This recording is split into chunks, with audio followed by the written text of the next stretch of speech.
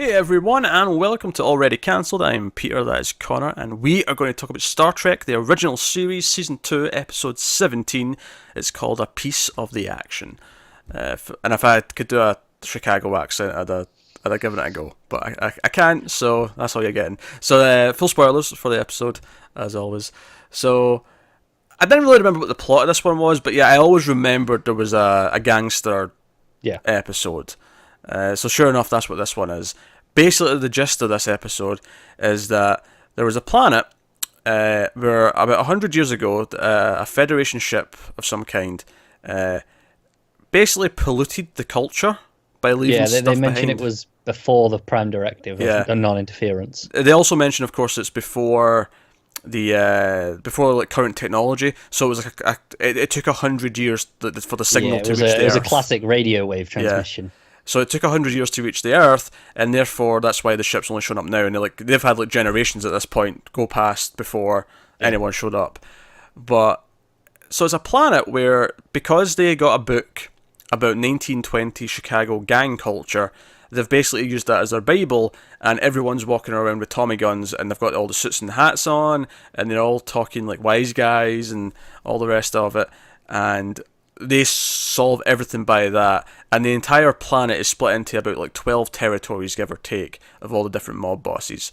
And we have this one main mob boss named Bella, who's trying to basically ask Kirk, yo, give us some of your fancy guns and stuff. He kept calling them heaters. That's what they were using. Yeah. I know a lot of this lingo. I wasn't familiar with that particular word for a gun. Me either. That one was new to me too. But so that's kind of a thing. And obviously Kirk, not wanting to help a war, is that's not happening.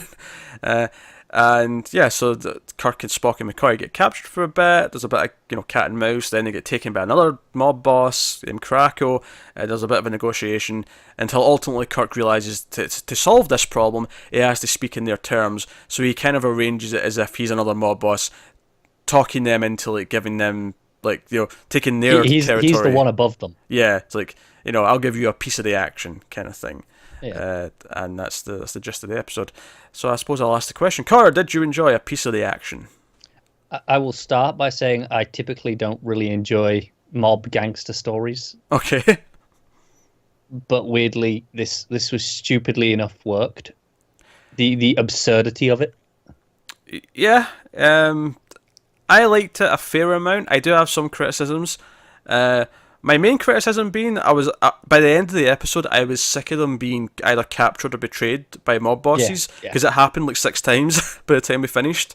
But the absurdity of these characters interacting in a very, was essentially a very typical mob story, was kind of amusing.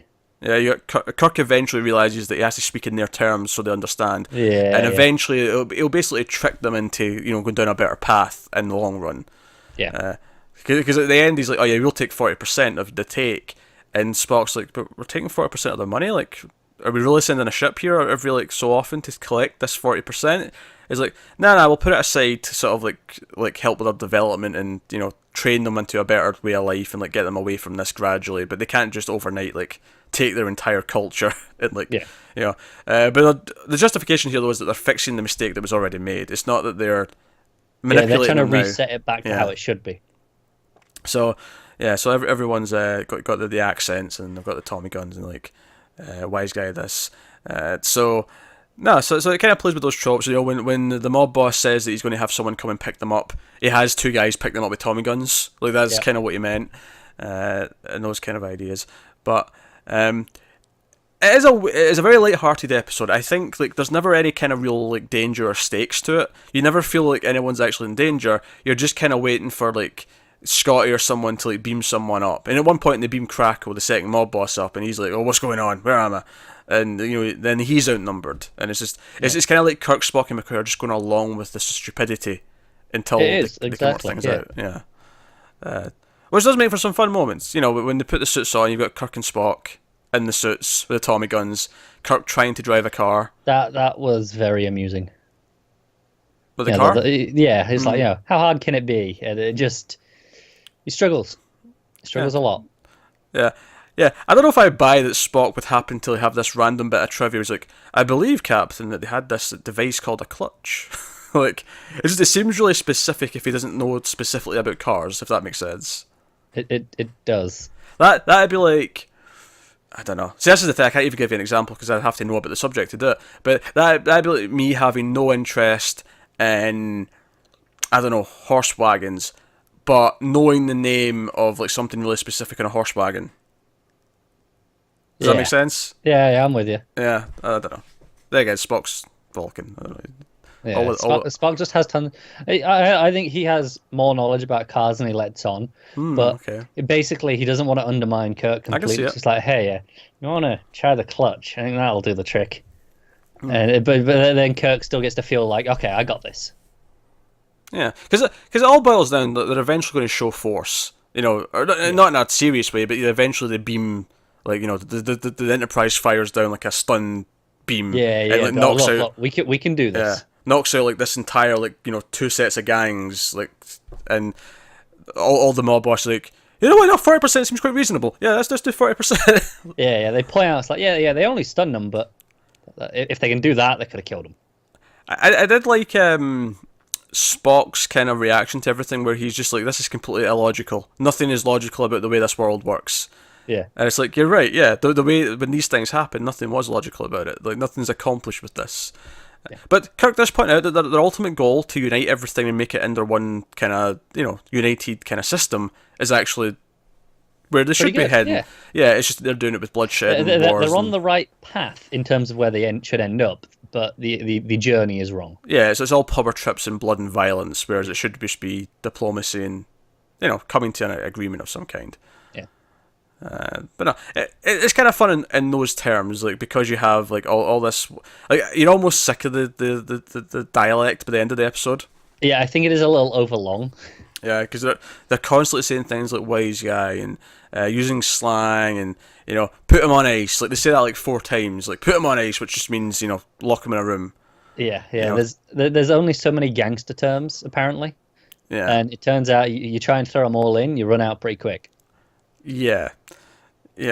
And Kirk breaks out, for example. Like, the actual back and forth is kind of the annoying part, where they're with one gang leader, then with the other gang leader, and then they're back in the ship. They go back down to the planet, and then, you know, immediately they get betrayed when they go back down to the planet. It's a little bit frustrating in just a simple plot level like that, because it just feels like it's just constantly bouncing back and forth around.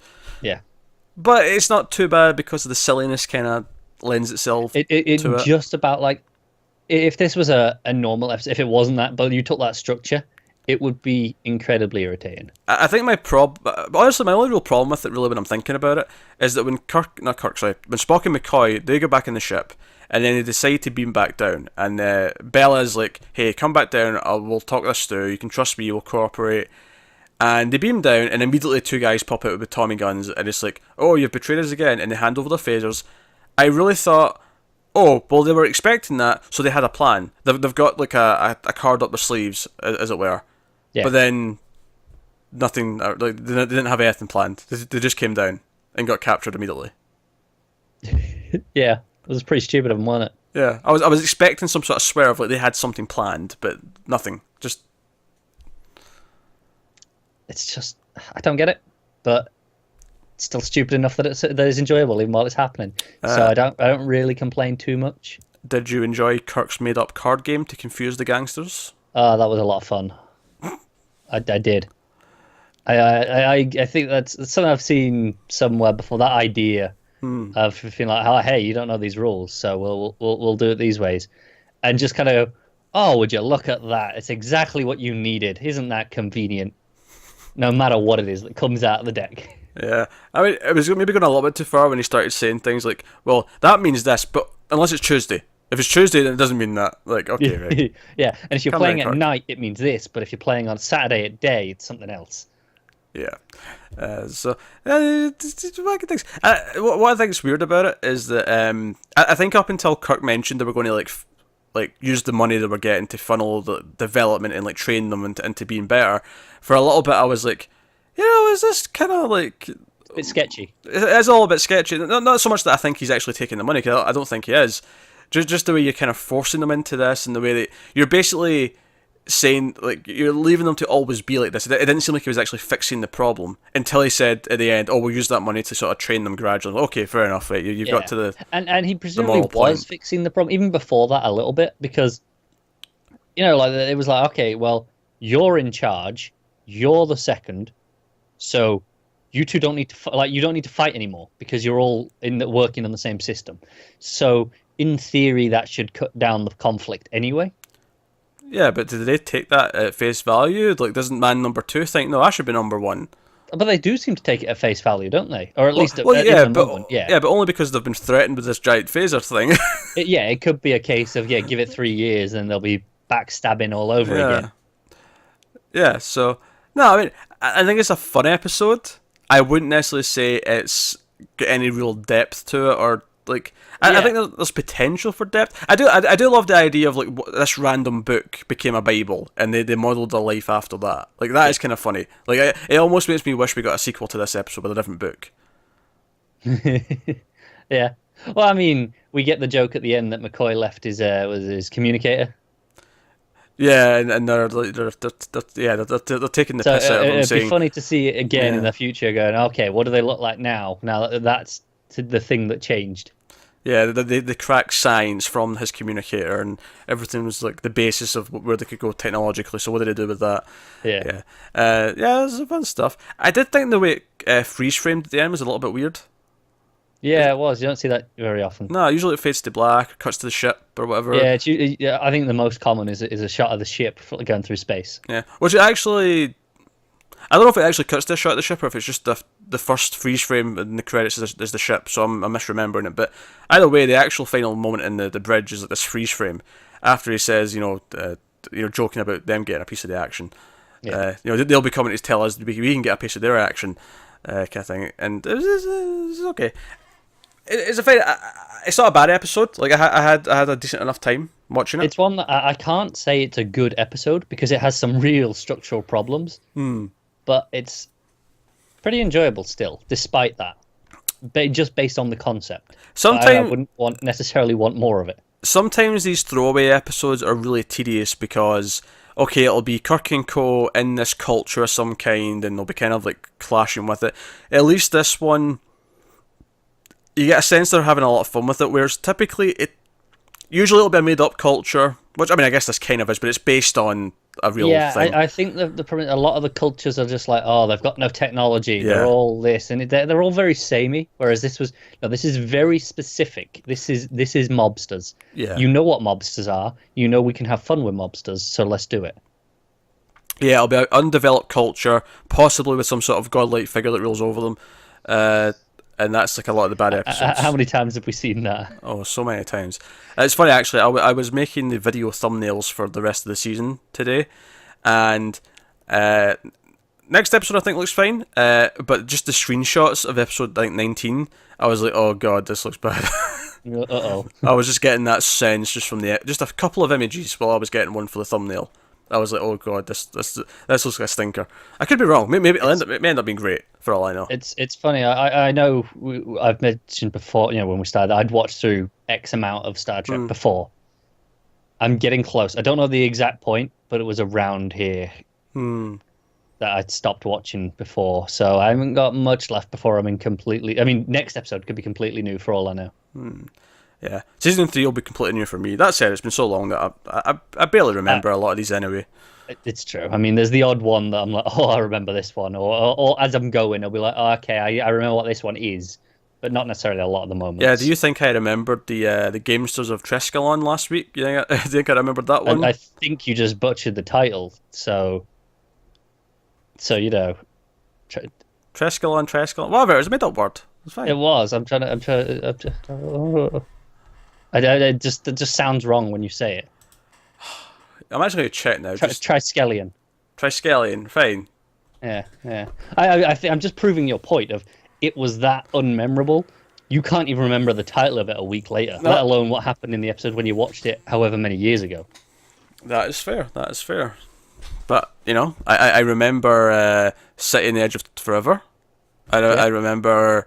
Tribbles. Balance of Terror, The Trouble with Tribbles. I remember Mirror Mirror You know, there's a lot of really noble. There's a good handful where it's like, oh, I remember this one. Very The Doomsday specific. Machine, yeah, like all the best ones you typically remember the titles for.